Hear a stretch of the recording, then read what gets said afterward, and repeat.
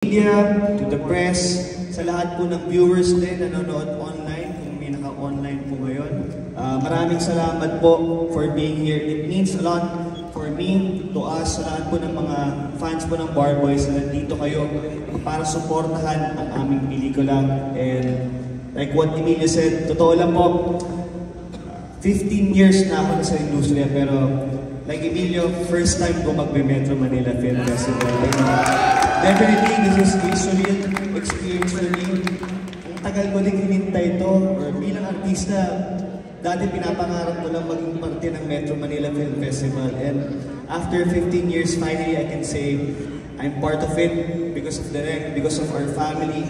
At sana po, suportahan niyo po ang aming pelikula. Very blessed to be here. Maraming salamat po. Thank you. What a way to have your first MMFF, no, with Bar Boys Enzo, di ba? Akala ko mga kampanya ka, yung tayo mo, parang ano na eh. Hirap naman sundan, no? Sanay na sa stage.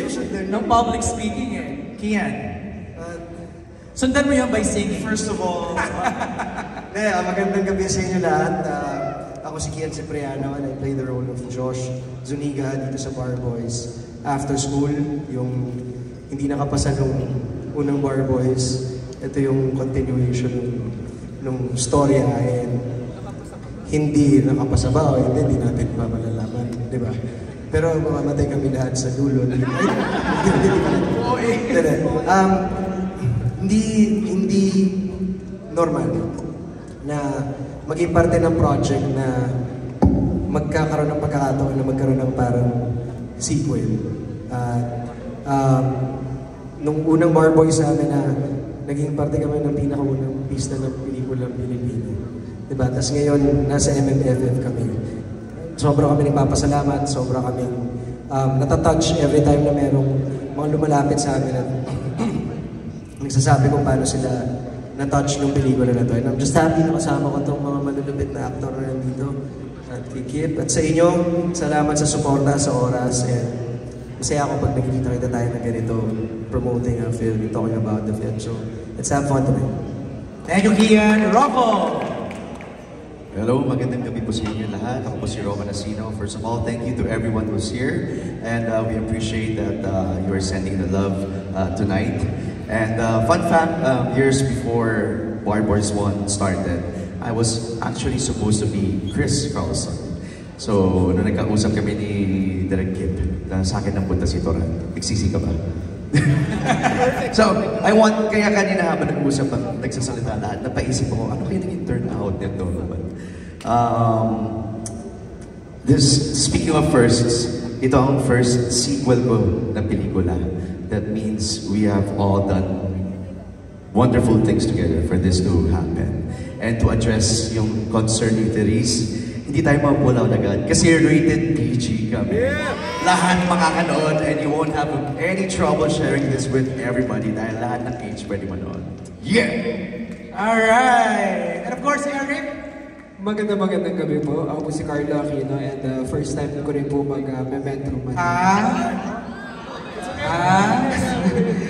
This year. Thank you all for coming. And gusto ko lang i-share yun nga, sinasabi ko kay Kip kanina na yung first script ng Bar Boys is noong 2015, nakita ko sa email ko. Nung time na yun, sinasabi ko sa kanya na gusto ko na mag-migrate, gusto ko na umalis dito, gusto ko na mag-quit sa pag-aartista. Pero dahil binigyan niya ako ng fire, binigyan niya ako ng spark, nandito pa rin ako at umaarte at ginagawa pa rin yung mahal ko. Maraming salamat. At yun din yung aim ng pelikulang ito, maka-inspire at maka-start ng movement para sa mga Pilipino. Maraming salamat po. Thank you, Carlo. And speaking of starting a movement, simulan na natin ang ating recitation, STQ&A, di ba? With our friends from the press. Meron tayong dalawang microphones on each side. Just approach and mention your name and where you're from. We start with GR. Where's GR? Come. Siya na unang magtatanong para sa ating lahat. Alright, let's go! Hi, Bar Boys and Girls. Ang tanong ko is for everyone, so hopefully makasagot yung mga cast or more than half of the cast can answer. Isa lang yung tanong ko, kung bibigyan kayo ng pagkakataon na gumawa ng batas dito sa Pilipinas, ano yun at bakit? Siguro to set the mood, pwede yung sagutin ni serious or in a light manner. Pero to set the mood, siguro simulan natin kayo sa napaka-demure na Si Sasa Girl. Kung gagawa ka daw ng batas sa Pilipinas, anong batas yung gusto mo? Nakakaloka naman. Si Goldwyn yung nagtanong, di ba? Kakaloka. Hello. Siguro I think, oh my gosh, ang hirap ng tanong ha, sa totoong buhay lang. Pero I think, ako kasi hindi naman ako sa, actually nakaisip na ako, ayan. Feeling ko, gusto ko magkaroon ng isang batas na syempre dahil galing nga sa community, gusto ko magkaroon ng batas na nagbibigay pondo para makapagpaaral ng mga baklang walang pang-aral. Yes, kasi maraming mga baklang hindi nakakapag-aaral eh. Tapos, alam mo yun, syempre kapag matanda ka na tapos wala kang pinag-aralan at bakla ka pa, ang hirap ng buhay. So, you know, as a person sa community namin, gusto ko rin talaga bigyan ng onting tulong lang naman yung mga kabaklaan ng onte. Kasi marami akong friends na gusto talaga mag-aral talaga at hindi nabigyan ng opportunity. So, yun. Sinong next? Thank you, Sasa. Ako na para mapag-isipin ito. Kaloka? Diyos ko. Ako muna, at ina-address namin to sa pelikula, pag public official ka o contractor o kahit sino ka pa, dapat mandatory na transparent lahat ng salapi mo. Kasi ninanakawan tayo na ninanakawan ng mga kontraktor, ng gobyerno, at hanggang ngayon wala pa rin nakukulong. Ang nakukulong lang yung mga maliliit na mga bagmen, yung mga maliliit small fish, but where are the big fish? That's why we don't have any accountability for them because there's no transparency. So ko absolute sunshine policy ang tawag doon sa ibang bansa. Kita dapat lahat ng resources, lahat ng pera ng lahat ng mga politiko, lahat ng mga tumatanggap ng pera ng gobyerno. Number 1 yun. Number 2, tingin ko kailangan natin ng mga batas na pipigil sa monopoliya ng mga ilang pamilya sa gobyerno natin. So, I am very for an anti-dynasty law. Pare-pare pa kami. I speak for the whole cast na we would prefer na walang dynasty sa Pilipinas. Why? Because when you collect power and pull it together in one sector and in one group, what you do is you make it hard to hold those people accountable. So if there are people in Congress, in Senate, in local government, at hawak nila lahat ng kapangyarihan, hawak nila lahat ng kumpanya, ibig sabihin, mas mahihirapan tayo to hold them accountable. And so we support ako personally, I support an anti-dynasty law and stricter, harsher punishment sa lahat ng corrupt. Kailangan natin yan kasi mayaman ng Pilipinas, ninanakawan lang tayo. Anybody else from the cast? Carlo? At saka kapag may hawakan ng power na ganong katagal, na hindi nawawala sa'yo, nag-iiba yung judgment mo, nadi-disconnect kayo. So ako din, yun talaga yung unang, kung mabibigyan akong pagkakataon. Hindi lang political dynasty. Who else? Anybody else? Therese. Ayan, si Therese. Rocco muna. Go ahead, Rocco. Siguro, hindi inventong law, but ibalik ang death penalty. For what cases? For cases that are very, the heavy cases. You know, we need to get scared. I believe the system was made for the powerful to easily get away. So we need something like this. Different kinds of crimes are popping up at mild punishments na kami. I agree with Direk, harsher punishments, and we should have that death penalty para naman matakot sila. Anybody? Therese, go ahead. Wow, that was so strong. I think full on. Sorry, Therese, may request lang daw. Pag yung mga likod yung sasagot, please stand lang daw po kasi hindi nakikita. Yeah. Yes po, sir. Thank you. Go ahead, CJ. Yes po, sir. For me, I think full on transparency for all government officials. Talagang dapat naman talaga na may website para lahat na ginagawa nila, lahat ng papeles na binibigay nila, kitang-kita ng mamayang Pilipino because we have the right to see what they are doing. Wow. Thank you, candidate number 4. Anybody else? Ian, go ahead. Ako siguro kung sa batas at batas siguro tatlo yung gusto ko na masagawa. Una is magkaroon ng maayos na healthcare na nararapat sa bawat Pilipino na maayos at masusuportahan na kayo. Pangalawa na yung suporta sa entertainment industry, kung magkaroon ng batas kung paano prosper pa natin tulad ng ginagawa nila sa Korea o sa Hollywood o sa India o saan man na may maayos na working conditions talaga at may sapat na suporta from the government kasi hindi naman pwedeng puro private sector lang yung gumagawa, especially champion natin yung Filipino culture din, di ba, through entertainment. And pangatlo na magkaroon ng divorce. Okay. So, yeah. Alright, thank you, Kian. Mainit si Direk. Go ahead, Direk. Ako, dalawa na lang last. Kailangan natin ng reforma sa lupa.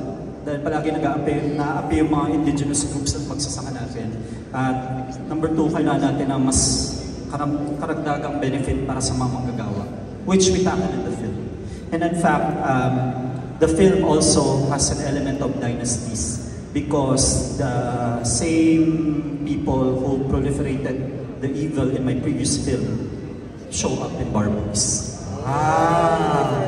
Spoiler. Spoiler? Di siya spoiler. Easter egg yun. Easter egg. Spoiler. Easter egg lang siya. Easter egg lang. Okay, thank you, GR. RG, go ahead. Good evening, I'm Marcelo Omabano. Tonight, I'm released by ang tanong ko lang, sa nakikita natin na mga korupsyon sa nangyayari sa bansa natin, tapos yung slow flow justice, yung justice na nadi-deny, tapos yung mga politiko papaling sa pwesto, na husgahan na, tapos may corruption din sa iba't ibang sistema ng gobyerno tulad ng legal system. Tatanungin ko lang sa inyo, do you think that being a lawyer is still an honorable profession in our country? Ako na naman po siguro sa sagot, Sir Archie. One of the inspirations of Barboys sequel, noong 2017, may nakita kong post. Sabi niya, kaya ako naging attorney dahil sa Barboys. Kaya ko siyang pangalanan kasi consultant namin siya. He appears in a scene with Carlo, si Attorney Inahe. Sabi niya, kaya ako naging lawyer dahil 7 years ako nag-law school. And then I took the bar exam after I watched the film. So sabi niya, lawyer ako dahil sa Barboys. Naging lawyer siya ng mga magsasaka, ng mga manggagawa. And nag-viral siya nung pandemic kasi binabayaran lang siya ng money at talong. And so, he inspired the character of Carlo in the film. And so, we are arguing in the film na totoo yung paghihirap natin as Pilipino. Binavalidate namin yung pagod ng working students, yung pagod ng mga estudyante, yung unfairness ng sistema laban sa mga manggagawa. Pero we are arguing karapat-dapat pa rin paglaban. Karapat-dapat pa rin tumuloy. At kahit na nakakatakot, kahit mahirap, you will still find fulfillment in the fight. And so, ako kasi ayokong gumawa ng pelikula na hopeless, totally hopeless at bleak. Sana ang mangyari pagkatapos panoorin yung pelikula, magkaroon ng lakas na loob yung mga tao na nahihirapan sa mga kani-kanilang laban. Whether it's sa pamilya nila, or sa school nila, or sa trabaho, or sa mga pinaglalaban nila, sana magkaroon sila ng tapang at pag-asa. And that's what we hope they take away from the film. Other cast members who are inspired by your characters, you think being a lawyer is still a noble profession? Hello po. I do believe yes, it's still a noble profession po. Kasi po, kakapanood ko lang ng musical, no? At sa musical ng Barboys, tinakal doon yung mga iba't ibang intent ng mga lawyers at mga estudyante. May iba, ano ba yung purpose mo na bakit ka nag-law school? May iba gusto nilang, nakakatawa sa kanila yung idea na gusto nilang pagtanggol ang bayan. May mga iba naman, yun talaga yung pananaw nila. May iba gusto magkapera lamang. Sasatayo ka daw. Ay, sorry to cut you off. Nakalimutan ko. Pero ayun na nga, kakapanood ko lang ng Barboys musical at nakita ko po na iba-ibang intent ng mga estudyante sa pagpapatuloy ng pag-aaral nila sa law school. And I do believe na hanggat meron pa pong mga tao na ang intention ay tumulong sa bayan, we will never lose hope on a brighter future and a better system ng government natin. So, ayun. Thank you. Iba ka na talaga ngayon. Demure na nga ako ngayon. Ano ba? Wala nang kanal. Iniwan ko na sila sa kanal. Sorry. Joke lang. Thank you. Anybody else from the cast? Benedict. Sa akin po siguro, it's not really just about being good lawyers na magiging ano pa rin siya, noble job. I feel like it all boils down to becoming a good person and good people. Mga tunay at totoo at mabuting tao. Doon nagsisimula yan lahat eh. And if kung ikaw ay isang mabuting tao, kahit ano pang profesyon ang tatahakin mo, magiging mabuti ka sa ginagawa mo. And I think yun yung role ng mga ganitong klase ng mga palabas, Barboys the Musical, Barboys After School, at sa mga iba pang palabas na katulad ng mga ganito na nagtatawag ng inspirasyon para mas maging mabuti pang tao. I think the real question there is, paano ba maging mabuting tao rather than isang maging mabuting lawyer? Kasi magiging natural na yun sa pagkatao mo kung una sa lahat, mabuti kang tao at may kinatatakutan ka na may hukuman at may hustisya kang kinatatakutan. Thank you, Benedict. Thank you, Archie. Sino? Si Miss Odette.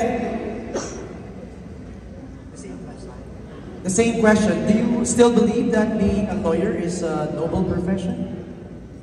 Yes. If the lawyer is noble. If he does his job. That's right. Like, as of now, I watch TV most of the time, 24 hours. There are young children being raped. So, how do we solve this? Sometimes the rapists are relatives. So, yan ang pinakamasakla. So, how do they earn their living? How else would they face people? And how will they take care of their generation once they get married and they were raped? Iba yun eh. I think psychologically apektado nga sila. So I don't know how this could be helped. Well, I know we have good lawyers. And I know we have good children. And like Cedric, he suffered so much as a child. Marami rin tayo. Kahit ako. Period. Actually, sample ko lang my mom and dad were not in a good condition sa probinsya. I was raised there. Inisip ko, kung babiyahe ako, gagastos ako, may trabaho ako, tenga ako, masama ako, I just sell. Hindi alam niya ng taga-Channel 7. Ang hard ko sa trabaho ko because that's my living. Right. I provide each and every member of the family and friends through my work. That is it. Thank you so much. Thank you, Tita Odette. Thank you, Archie. Maraming salamat. Sa mga susunod na magtatanong, please direct na lang your question to a cast member, okay? Para mas mabilis yung flow ng ating mga questions. Let me ask lang, siguro si Bryce, si Will, si Emilio, how does it feel like stepping into the set for the very first time sa Barboys? Bryce? Hey, this is my first time din po kasi na maka-work si Direk Kip. Actually, the story is talagang minessage ako ni Ate Terry na mag-audition for Barboys. So, nung natanggap ako, tapos nag-start mag-workshops with Direk Kip, it was really a different feeling kasi parang first time ko maramdaman yung parang ganong classic style ng directing at pag-guide ng isang director sa akin. And so kung sasagutin ko yung tanong na how does it feel to be in the set of Direk Kip, talagang sobrang na-feel ko yung parang freedom ko as an actor to do whatever I want to do, whatever I naturally feel like in a scene, and hindi niya ako pinigilan sa kahit anong ginawa ko bilang actor. And no matter the outcome, sabi niya, yun yung ginawa mo bilang tao, so yun yung susundin natin. At talagang forever ko, 19 pa lang ako, sana mahaba pa yung career ko, pero tatandaan ko lagi yun bilang actor na huwag akong malimitahan sa mga galaw ko. Yun yung natutunan ko as an actor dito sa set ng Barboys with Direk Kip. Nice! Thank you, Bryce! Will, ikaw naman, please? Ako naman po, first time ko ulit makatrabaho sa Direk Kip after a year. And ang dami kong pinagdaanan. At etong Barboys yung parang pagbalik ko ulit sa pag-arte after ng PBB. Kaya para sa akin naging challenging talaga siya. Kasi ang tagal ko nawala sa pag-arte. Talagang yung pinurtray ko sa loob ng bahay ni Kuya yung sarili ko. Kaya sobrang nanibago ako, but at the same time, sobrang naging smooth talaga na parang nag-ground ako, nabalik ako sa kung ano yung purpose ko, kung bakit gusto ko itong pag-arte. Tinulungan ako ni Direk Kip and of course kasama ang cast ng Barboys. Kasi sobrang gulo talaga ng utak ko that time. Sobrang overwhelming yung mga nangyayari. Pero grateful ako kasi talagang ginaid nila ako sa tama. At eto, nagawa na namin yung pelikula. Alright. Emilio?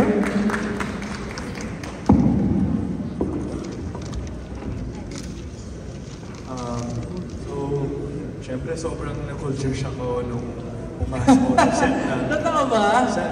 Set ng Direct Kim. In a good way. Okay. Kasi, as a baguhan dito sa industriya, parang sobrang hands-on ni Direct na wino-workshop niya ako kahit hindi ko eksena.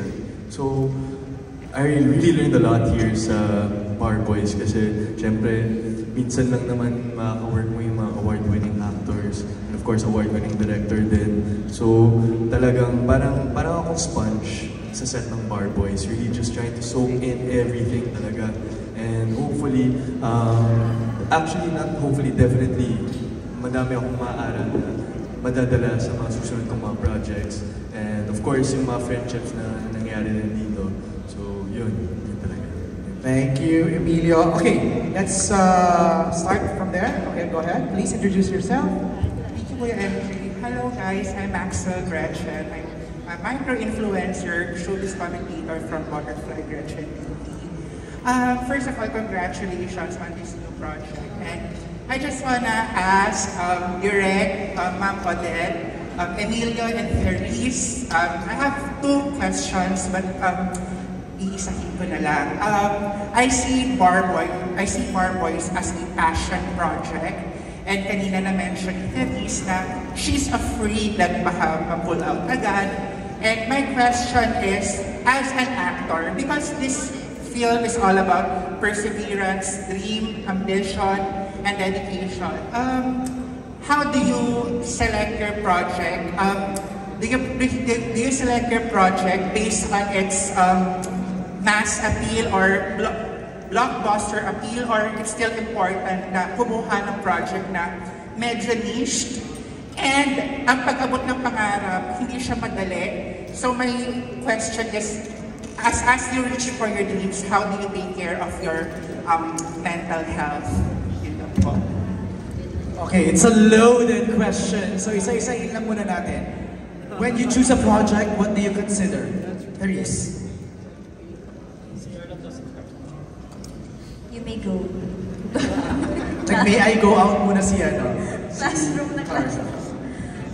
For projects, I actually never considered the blockbuster appeal since una pa lang din naman ako nag-start sa mainstream. This is actually one of my first mainstream projects. First MMFF ko rin siya. I have lived and breathed indie film, so having the mass appeal, blockbuster appeal in my head, hindi ko talaga siya na-consider ever. It was really about the story itself, since story is king. Inisip ko talaga kung ang unang pumapasok sa isip ko kapag nagbabasa ng script ay kung sincere ba yung message ng writer, yung message ni Direk, yung character ko ba ay maayos yung magiging boses niya sa manonood. Tama rin ba yung gagampanan ko? Tama ba yung mensahe na gusto niyang maipahiwati? And lastly, the whole film itself, the whole message itself of the story is really meant for society to listen to.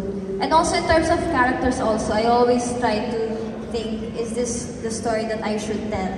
Kasi marami din mga pelikula na may i-offer sa akin, pero parang hindi bagay sa akin, parang may mas nararapat pa para doon. So yun na yung mga naiisip ko. And then the second question, when achieving my dreams, paano yung mental health ko? I think it's what Bar Boys will also tackle, and which Bar Boys also tackled in Bar Boys 1. Choosing the right people, the right circle to be with you. Kasi mahirap yung lagi kang umaangat patungo sa dream mo, na hindi mo na nakikita yung ground, yung floor, yung earth, everything there. Matatakot ka eh kapag umaangat ka. Mas lalo ka matatakot mag-fail. Kasi mas tumataas na yung drop mo. And then I realized that when I chose the right people with me, doon ko ma-realize na if I fail man or if I succeed, I would still be the same Terry Malvar to them either way. So hindi ako mape-pressure kung magsasucceed ba yung certain goal ko or not, for as long as I still am with the right people who hold me down, who ground me. Emilio? Hello po. Magandang gabi po. Gretchen. In terms of choosing projects, since bago lang po ako, 1 year pa lang po dito sa industriya so wala po akong karapatan na pumili. Pero sa Bar Boys po, I was invited to audition po by Direct Kid. So, wow! Honestly, sobrang saya ko nung binigyan ako ng chance kasi fan po talaga ako ng Bar Boys yung unang film. Naalala ko yun, it was one of the films na ginamit ko pang preparation ko for my first ever acting project na Pamilya Sagrado. Kasi may frat element din doon and ako kasi yun din yung ginagawa ko bago isang project. Talagang I tried to research about my role and I stumbled upon Bar Boys and talagang na-inspire ako doon. So to be working now with the creator of a film that I really like, it's a dream. So ayun, yeah, that's it. And I guess with mental health, tama po si Therese, I also retreat to my circle, my family, really is my number one talaga. Win or lose, I think, I know na sasaluhin nila ako. And I think you have to find that tribe that you have. And once you find that, I think it will be a lot easier for you to take risks. So, yeah. Thank you very much. Direct Kip? Pati si Papi O. Sige, kita mo din. Papi O. Pati tinatanong paano doon yung pinili yung role. Okay. Good evening to each and everyone and thank you also for being here. Bar Boys. Matindi ang Bar Boys sa akin na hindi ko makakalimutan. That time, I had the chance to be with Miriam Defensor sa isang affair and the late Senator, sino yung namatay natin na si Bison. Anyway, we were together. Oh my God. I watched her, how she talked and kung natatakot ako, although I have relatives na si fiscal, lawyers, iba pala pag ibang tao. Ano direct, sabi ko, Miriam Defensor. Alam mo, first day natin, lumalakad ako, nanginginig ang binti ko, hindi ko alam kung darating ako sa pupuntahan ko sa totoo lang. Matapang akong babae, pero iba si Miriam, ginagampanan mo ibang tao. Eh kung maletsi-letsi ako at makulong. Kaya ba ako na direct? Yun na. Direct I'm andon. But otherwise, you did a very hard job direct. I know that in my heart. And I thank you also. Up to now, I thank you. Thank you, everyone. I thank you to Mami Mo. Kasi hindi naman lingid sa kaalaman natin that, you've grown in age, physical challenges of the shoot. Pero I'd like to say na I think the Justice Hernandez role and the way you play it will be one of your legacy characters. And ako, kakapanood ko lang kasi pinanood ko na sa big screen for the first time yung pelikula. And after that, binulungan ako may mga consultant akong directors. Binulungan nila ako sinabi nila, this is the performance of a lifetime. About Mami O. It is the kind of performance that you can only get when you have a 50-year love affair with the craft of acting. When you've done the work, when you've suffered, nung napakarami ng tinuro sa'yo ng buhay, ang dami mo na na-experience, pero mahal na mahal mo pa rin yung pag-arte. And that's, nahihiyak si Carlo. Ilang years ka na? 30 pa. Pinatayan ako naman, hindi, joke. 30 years pa na si Carlo. Pero yun, that's the kind of performance that only, and you've seen it, guys, you've seen it. Everyone in the staff, di ba? And it's this crew in the cast, you've seen it.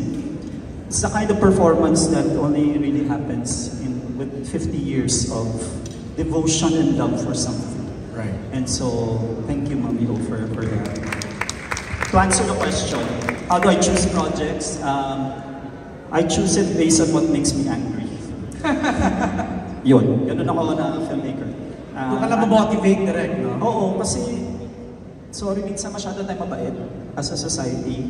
Rally-rally tayo, tapos hindi man lang natin pinapangalanan yung mga magnanakaw. We organize, but then we stay complacent after a while. Humihina na yung movement or pinapatawad lang natin yung mga tao. No, we should stay angry kasi ninanakawan tayo, niloloko tayo, kinukurakot yung pera natin. So, hindi to time para magpa-sweet eh. And so, a lot of my filmmakers fueled by that energy. With regards to mental health, I totally agree with what Emilio and Therese were saying about the support system. But to add, I think life is an endless search to figure out who you are as a person. And you see that in the script as well. Like si character ni Enzo in particular, nagsastruggle siya to figure out who he is after success. Tagumpay siya pero hindi siya masaya. Diba? So, life is an endless search for meaning and purpose. And I think, maliban pa sa, syempre, dapat magpa-therapy ka kung afford mo. Dapat kumapit ka sa mga kaibigan na alam mo will help you grow, kumapit ka sa pamilya mo because they will support you all the way if you have a good relationship with them. I think it's also important to not only look for happiness but also fulfillment. Nahanapin mo rin kung ano yung purpose mo sa buhay at ano yung gusto mo maging ambag sa mga taong nakapalibot sa'yo sa lipunan mo. Kasi kung puro sarili mo lang yung iisipin mo, after a while, draining din siya. After a while, kumikitin yung perspektibo mo sa mundo hanggang hindi mo na-realize, ikaw na lang yung pinagsisilbihan mo. And that is not a very fulfilling life. Alright, thank you, Direct Kim. Thank you, Gretchen. Let's limit na one question na lang, no? Para mas marami sa dami nakapila. JN, June Nardo is next. Go ahead, June. Congratulations. After doing this film, it's first time, second time, si Direk, hindi pinangarap niya bang maging abogado? Nagkaroon ba kayo ng pangarap? Lalo na kayo, ng abogado, di ba? Hindi naman lahat ng abogado, mababait, at matulungin. May na-inspire ba sa inyo? Na-inspire ba ka parang abogado? Si Marbo. Si Rocco, sagot. Rocco, yeah. Well, nung Tito Jun, hi. Nung ginagawa po namin yung one, yes. Naalala ko yung isang eksena doon namin, kailangan kami i-xerox, tapos nakakausap ko yung mga law students talaga. Nung nakita ko po yung mga books, sabi ko, never will I ever go that path. Kaya hanga ako sa kanila, grabe. You cannot stop learning and be updated. Kaya sabi ko sa yung mga lumalapit sa amin, yung nakaka-inspire na, alam niyo ba, naging lawyer ako dahil sa Power Boys. Sabi ko, I'm so proud of you na nagawa nila yun. Because it's a feat para magawa yun. That's true. Carlo, ikaw, na-inspire ka ba? Oo, na mag-abogado. Mag-abogado. Baka ano na lang siguro, tutulong na lang ako nang hindi ako abogado. Kasi nga masyadong, mahirap po. Oras, ang daming panahon na kailangan mo i-google para sa pag-aaral. And I think, sasagutin ako ni Justice Hernandez, I don't care about what you think. Diba? Thank you po. Enzo, ikaw, na-inspire ka ba? Enzo, ikaw. Politiko yun eh. Oo, kasi bineta yan. Ako naman po siguro, in a way is, na-inspire ako. Pero tingin ko, baka marami po ako makakaaway. Kasi ipaglalaban ko po kung ano yung tama. Saka, puro pro bono. Nangyayari. Yun lang po. Yaman ka naman eh.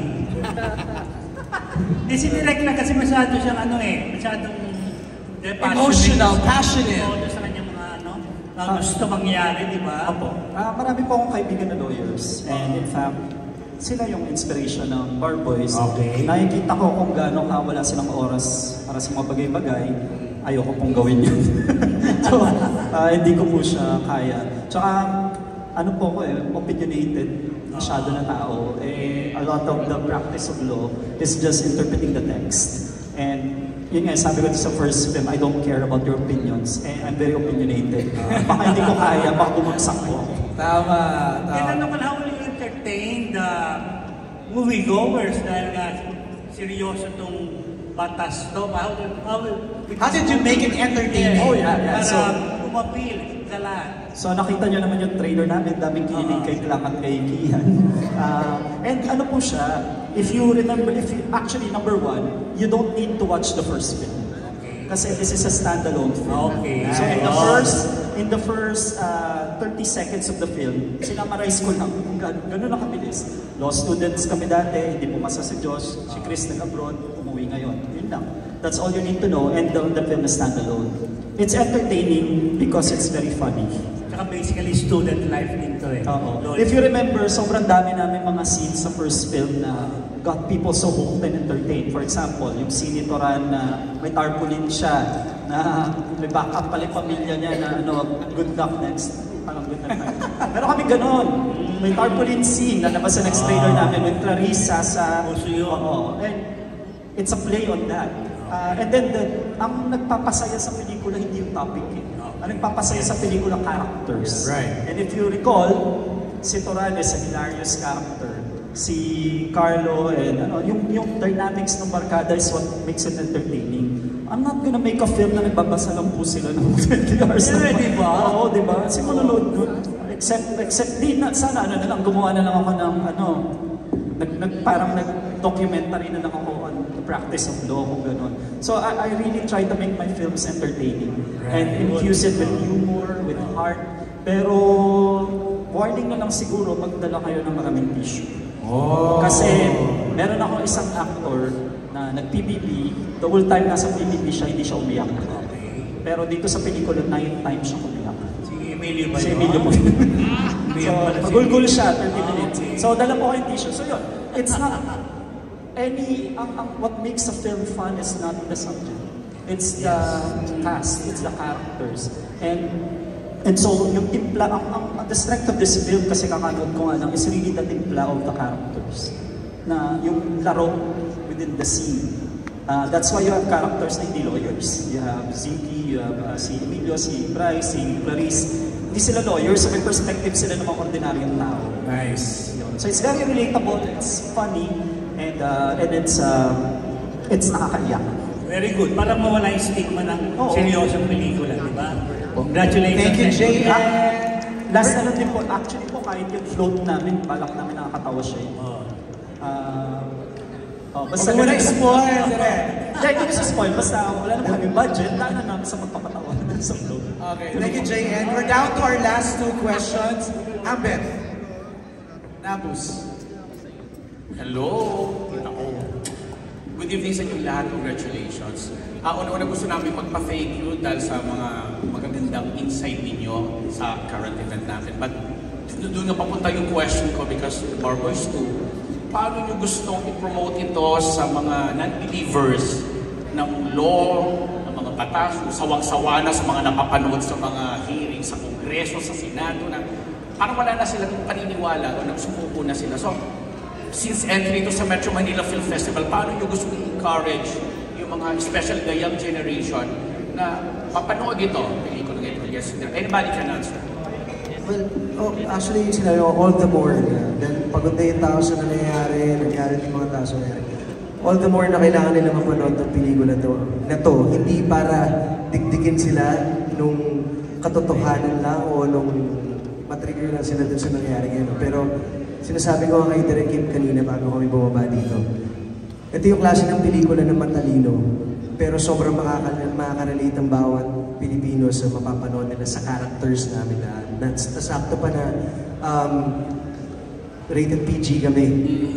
So ito yung pelikula na kahit hindi tama si Kim hindi siya dun sa topic ng law o ano. It's more of yung sistemang ginagalawan at kung paano nagre-react yung bawat parte ng lipunan natin doon. PG, so ito yung pelikula na kahit anak ko, masasama ko nang hindi ko kailangan mag-worry na, baka yung mapapanood nyo, hindi nyo masyado maintindihan. Kasi storya siya ng buhay ng bawat generation na meron kami dito sa cast. Yung mga bata, mga Gen Z, mga kaming millennials, ultimo sa parte at sa generation nila Tita O, makaka-relate sila dahil isa siyang pelikula sa paghahanap ng sarili, ng paghahanap ng kahulugan sa kung ano yung ginagawa. At yun nga, yung hirap na pinagdadaanan natin sa buhay natin, na kahit hirap tayo, wala na tayong choice, dinadaanan natin siya. So, yun yung sinasabi ng pelikula.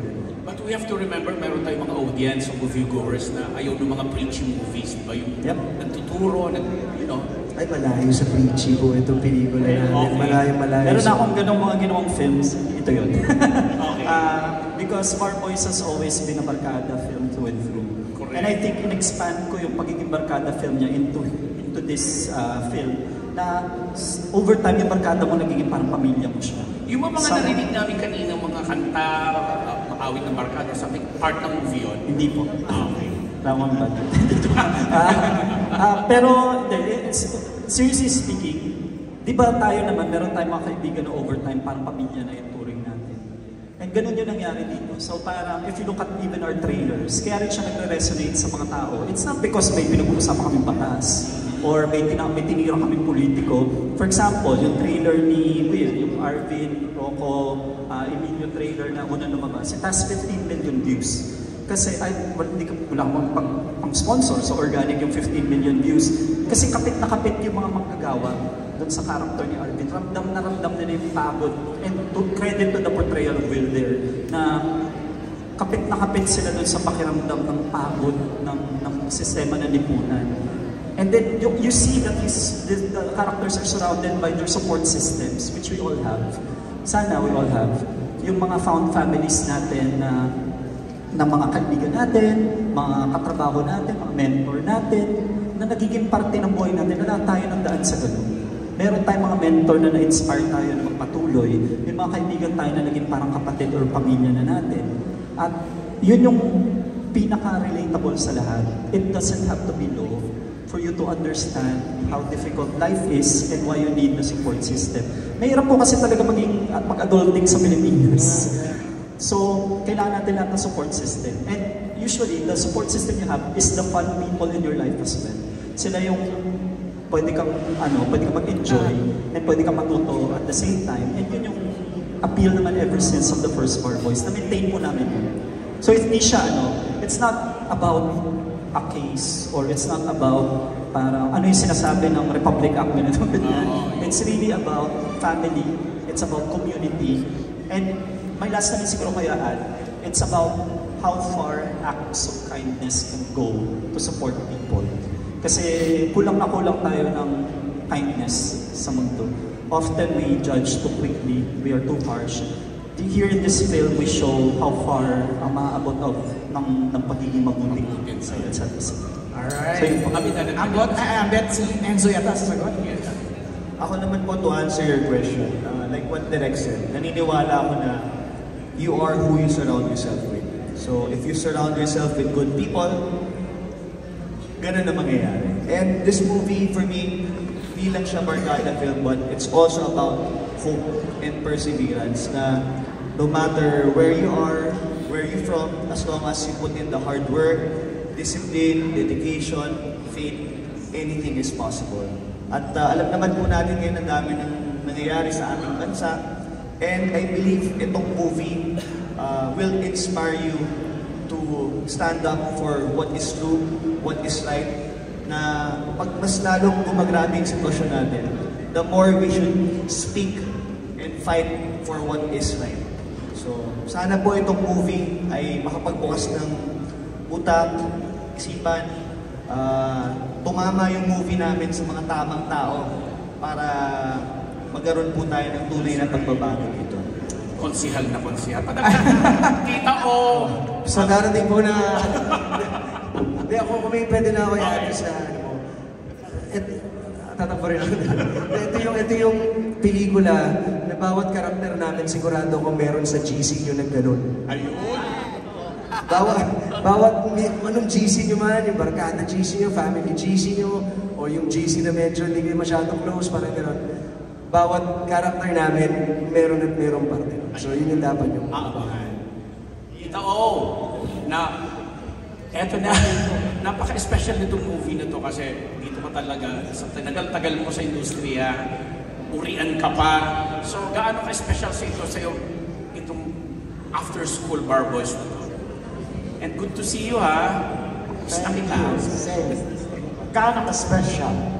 Can I just sit down? Hindi ba I have a chance of working with Miriam, tama ba? Miriam Defensor. I saw in person with the late senator na namatay in Iloilo. Stricto magsalita. I had the chance to listen and look at them. Di bumalik. Nung sinabi niya Miriam Defensor, matama tao. Pero pag sabi niya, parang nakikinig mo. Miriam Defensor yan. Kung hindi niya gusto, alam mo na, ano kalaban ko? Nagdasal ako. Do I a challenge? Ano magawa ko? Pinili ako. Tinilis ko, pero sa totoo, kumakanon ang hindi ko habang malakad ako ng Miriam Defensor, honestly. But it's all over, I guess. I think we did a good job in Jesus' name because we also prayed.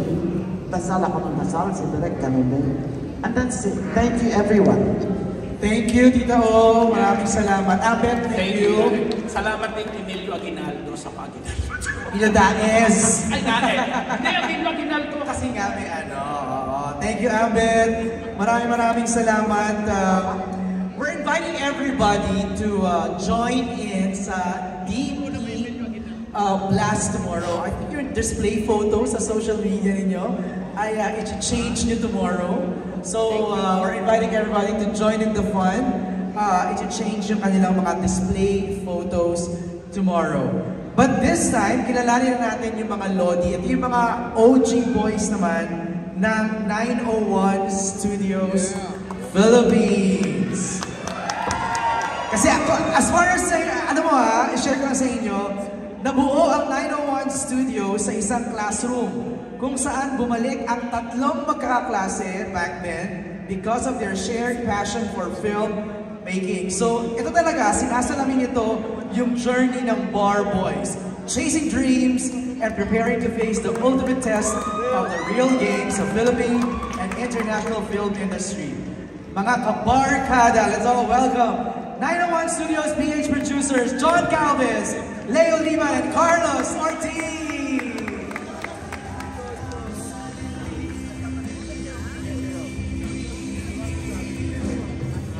Good evening po everyone. Quick lang, gusto lang po namin magpasalamat sa lahat ng press sa supportan niyo sa Bar Boys After School. Kami po ang 901 Studios, independent studio at sumusuporta sa mga magagaling at independent filmmakers like Direk Kim. Sana supportan po natin ang Bar Boys After School. Maraming salamat. Ayun lang, sana ulit po lahat tayo sa December 25 ng Bar Boys After School. Sobrang pinagtrabahuan namin po ito. So, passion namin, puso namin, pinuraw talaga namin sa project na to. Ito yung first full-length project ng 901 Studios. So sana maging part kayo ng experience namin for our first, for our biggest project so far as a studio. So maraming salamat guys. Maraming salamat din sa fans na dumaan today. So I hope support nyo kami until the end of MMFF and beyond pa. Sana nagustuhan niyo yung pagkain. Sana okay lang kayo lahat. Sana masaya kayong lahat. And keep safe everyone. Ako, nasabi na nila tungkol sa film ko. Sana makauwi tayo lahat ng maayos. And makanood tayo lahat ng MMFF. Hindi lang yun sa amin. Lahat panoorin natin kung kaya. Pero syempre, sa amin. Sa amin muna. Sa amin muna. Sa amin muna. Sige. Keep safe and be healthy everyone. Thank you. Maraming salamat.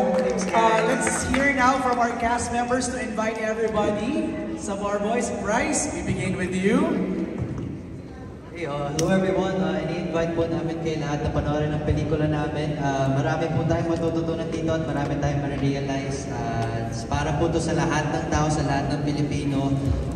Yun, maraming salamat po. Thank you. Thank you, Bryce. I also want to mention lang, Will, Best Actor sa Star Awards for movies for Balota.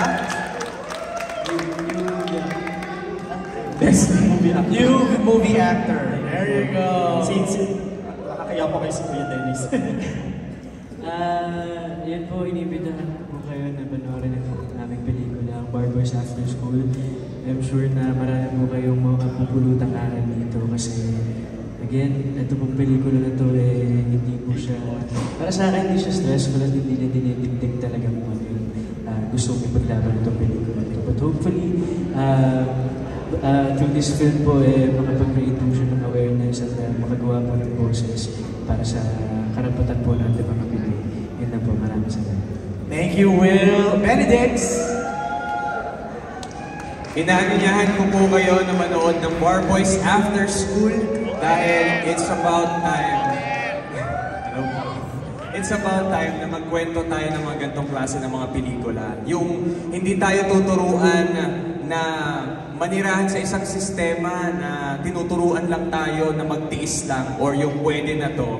Dahil itong pelikulang to ay ipapakita sa atin na tuturuan din tayong magtanong kung bakit dapat nating tiisin kung ano yung nangyayari sa atin ngayon. Thank you, Benedict. Sasa! Hello, sabihin ko lamang na this is a very special film for me kasi number one, nakalimutan ko sabihin, first MMFF ko dito. Yes. At ayun nga, very special to sa akin kasi nung sinabi sa akin to ni Direk Kim, it's gonna be a serious role for me. So talagang sineryoso ko to, binigay ko ang lahat ko dito at sobrang dami ko natutunan dahil kay Direk and of course sa lahat ng cast. And naalala ko yung sinabi sa akin ni Miss O sa set na always be brave. So yun yung natutunan ko dito and sana mapatapang tayo ng pelikula na to dahil sobrang relevant ang pinag-usapan namin dito. Kaya sa December 25, magkita-kita tayo sa sinihan. Maraming salamat. Bar Boys After School. Please watch. Thank you, Attorney Sasa. Emilio. Gabi po, inviting everyone to watch Bar Boys 2 After School. Sobrang sinabi ni Direk Kim, maiiyak kayo, pero matatawa rin kayo. It's a really feel-good movie. Ang dami niyong aral makukuha dito. So, please watch it sa Metro Manila Film Festival. Maraming salamat po. Therese? Magandang gabi po sa inyong lahat. Muli, maraming salamat sa pagpunta ngayon and please do spread and share about Bar Boys After School. Sana maraming manood. And once you watch it in the theaters, please invite your family, your friends dahil para sa atin lahat po ito, sobrang makaka-relate po tayo and always bring your tissue. Ayun lang. Thank you, Therese. Enzo! Ayun po ulit, Bar Boys. After School po for Metro Manila Film Festival. Rated PG po kami. So everyone can watch this film. Bar Boys is a slice of life, slice of truth na dapat pong inyong panoorin. At maraming salamat po ulit. Thank you. Grabe, politikong-politiko. Gian! Feeling ko kailangan ganun din ako. Gusto ko lang ulit magpasalamat sa suporta niyo para sa pelikula namin. Sana tuloy-tuloy niyo kaming suporta niya. Pa-spread the word. Excited ako mapanood yung pelikula. Excited ako kami mapanood niyo yung pelikula. At excited kami na malaman ko ano yung feedback niyo tungkol dito sa pelikula na to. Dahil proud na kami sabihin na maganda talaga siya. And to be part of this napakalupit na ensemble, malaking karangalan sa akin yun. So, yeah, supportahan niyo kami. Sabi nga ng mga taga-901 at ni Direk Kim, parang kumbaga bago kami sa MMFF at I believe, deserve namin na mapakinggan at mapanood yung pelikula namin at malaman na maraming tao na may ganitong klase ng material na genre ng